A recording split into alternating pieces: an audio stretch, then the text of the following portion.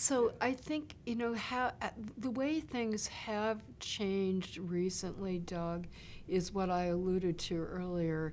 The general public has always been skeptical about free speech. Many of us, for many decades, have used the phrase that most people believe in freedom of speech for me, but not for thee. That's just part of human nature.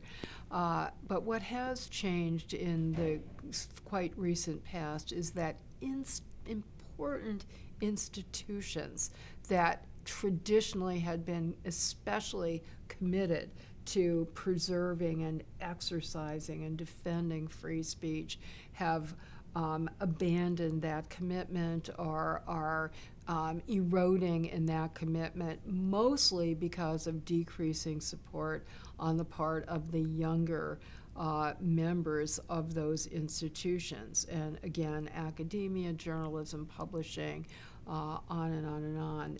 And that's kind of worrying.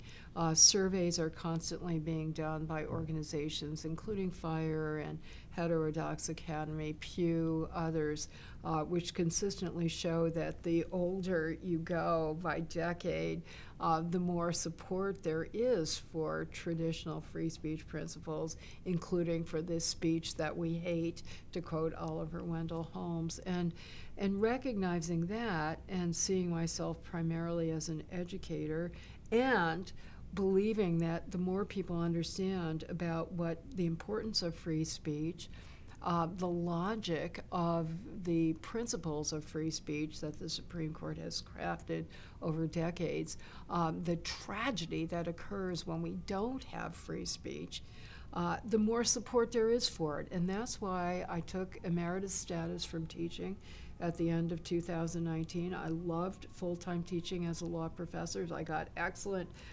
student evaluations. In fact, for the very last year that I taught, I won the Outstanding Teaching Award for my law school. But wow. I just decided that it's such I have to educate on this particular topic far beyond my own campus, that I didn't have time to teach other aspects of constitutional law. Not that I think that free speech in the abstract is more important than privacy or due process or religious liberty or any of the other fundamental freedoms, but as we talked about earlier, freedom of speech is the essential prerequisite for being able to advocate for and to exercise all of the other freedoms.